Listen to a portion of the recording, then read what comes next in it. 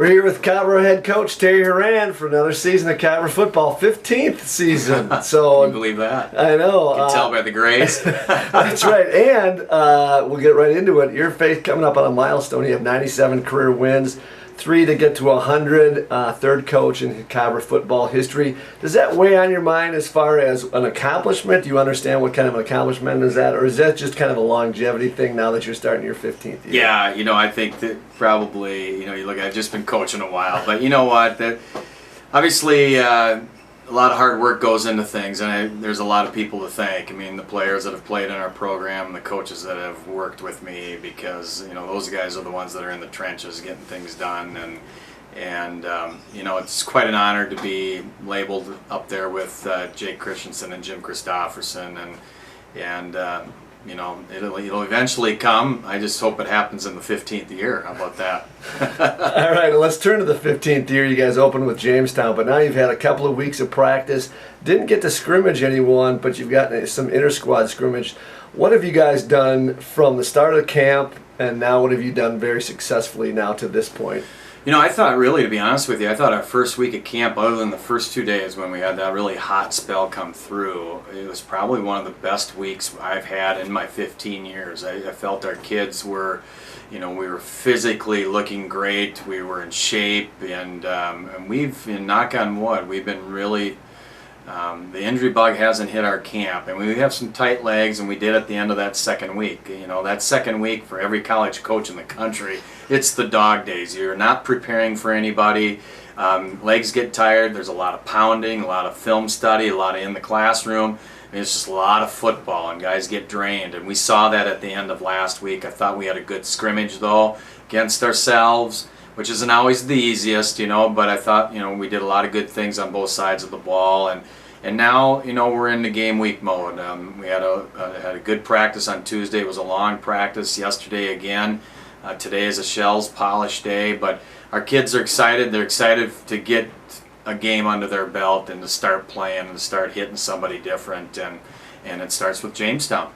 Let's talk first about the defensive side of the ball. First, you're going to have to have a little transition for coaching staff. Tony Reno, yeah. great defensive line coach gone, but you bring in Eric Isendorf from Fargo South. Yeah. He's got to train in 3 new defensive linemen because they all graduated from last year. Talk a little about the defensive line, and then go back to the linebackers with 2 great ones in Eric Abine and Levi Hindermeister, and then back to the defensive secondary. Yeah, no question about it. Well, we lose a great one in Tony Reno, a very good friend of mine. I told him when we met this past spring, I said, this is just a leave of absence. He's got 3 daughters that he just loves being a part of every activity that they are involved in, and he's got one that's a senior, and that's hard to not be at your daughter's event. So he's taken on that new role. We bring in Eric Isendorf and Izzy, Fargo South D coordinator, and all these high school programs around here. They still kind of shriek at me when I come into their doors because we've been pulling out some really good ones, and Izzy is really good. He brings a lot of energy and excitement, and good student in the game. He GA'd for Craig Bowl at North Dakota State, so he's got a real good college background. And really has brought his swagger to things, and yeah, he's got a total new group there, but they've been working hard. We have some guys that have been waiting in the wings for their opportunity, and that's going to happen. And we feel good about our D-line, even though there's no marquee name there. There's guys that just haven't been able to get on the field for any length of time, and new guys.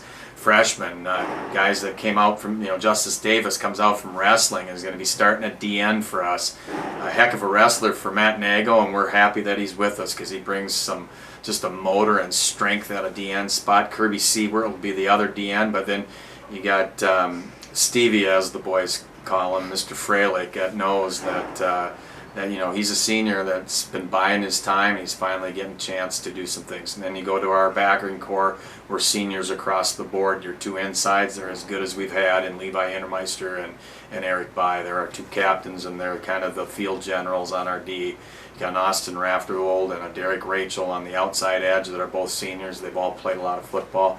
Secondary, you got Christian Erickson and a Tyler Hansen, and also a Jesse DeShadas. There's 3 seniors at corner. That bring obviously some experience. Matt Arndt starting at a rover spot. Matt, he's a junior. probably was playing our best football at the end of the year until he tore his ACL again. So we're excited that he's back healthy as ever and ready to go. We just got to build depth underneath them, and those guys are excited. They're ready to play. Offensively, the biggest question mark obviously has got to be from the quarterback, where you have to replace Griffin Neal. You just named Alex Grove the starting quarterback, but like you've been talking about, he doesn't have to do a lot. He's got a great offensive line to be behind, and he's got some good backs that will be able to carry the load as well. So what does Alex Grove bring to the offense? Yeah, well, Alex, you know what? He's a junior. He's been in our program now going on 3 years. He's been our backup quarterback. He's taken a lot of reps over the years. Now, they've been a lot of practice reps. I get it. We had the one spring where we went up to Canada where we got an extra 10 practices in, which helped him out. He's a good, solid decision maker. He's two-dimensional. He's able to run. He's able to throw. But he doesn't need to be Griffin Neal. He doesn't need to throw the offense on his back. He's got good parts around him. Got two of the biggest playmakers I've had in 15 years with John Bowney and Brandon Zylstra out at the perimeter. We got 4 of our 5 starters back on the offensive line. We got a great slot back crew. Guys that have played a lot of football for us: Cooper Galden, Rick Hutchinson, Jason Montoni. We moved Chad Johnson to fullback. He was our freshman MVP last year at the slot back spot. Played a lot of varsity time. We moved him to fullback. We got a transfer in, Adam Essler, that came in from Duluth, who will add a lot of athleticism too. Stephen Morkel, another senior. We're just solid at the slot. And so our 2 big positions offensively that we needed to figure out is quarterback and fullback, and we have done that. And Alex will do a great job. Headsy quarterback. He's been in a lot of big games over his career through high school, and Michael Herzog and Zach Kellen were the other 2 battling for the spot. Michael's skill set are going to help us. They're going to help us on Saturday in a lot of different ways. We've moved him to fullback. We feel we need a good 1-2 punch at that position. It's a big spot for us. Michael's being very unselfish in making this move. A sophomore. I'm not going to crush his quarterback dream by any stretch of the imagination. He's still taking reps at quarterback.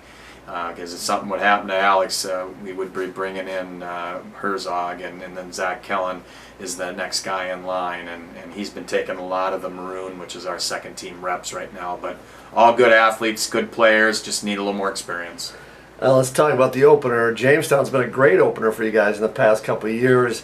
And they're going to be experienced coming in. Their offense, led by Bo Erickson, is a 3-year starter, and they got a great wide receiver and a great tight end. What is the biggest focus for you guys defensively and then also offensively? Well, you're right.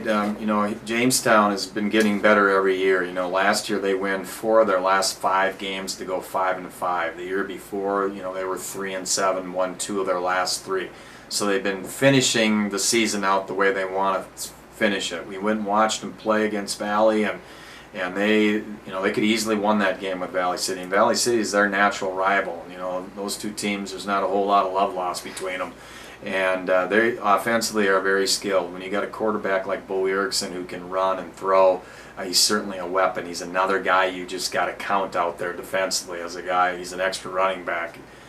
They got a really good wide out in that Cena boy, and then their tight end played hoops for him, big 6'6", 250-pound kid. They like to get to him too. They got a nice size up front. They create a lot of problems for us. They got some skill on the perimeter. They've got good size, and we just got to do our thing. We got to read our keys. We got to be in the right position. We got to be fundamentally sound. We got to go make plays. We can't give up big plays. Defensively, they're a 3-4 style defense, much like our program. They got really good inside backers, and they got a very good defensive end. In their secondary, 3 of their 4 guys are back, so they bring back experience. But it's always a good matchup for us because they're physical, and we need to see that going into our conference play. Finally, home opener, season opener, does it ever get old for you? You've been here now 15 years and you played. You still get those same kind of nerves and energy going in on Saturday? No question about it. As you said, 15th year, but I've been coaching over 22 years, and there's nothing like preparing for a game and getting the butterflies and the excitement and seeing, right now the college is buzzing because it's new, and And we certainly want to get out of the gates fast and early and often, if you will, and have a great start to our season. And we know it's gonna be a tough game for us, and we're ready for the challenge. But it never gets old. We've got 130 players that are excited to strap it on Saturday and show our Cobber faithful what we're all about. Good luck. Hey, thank you.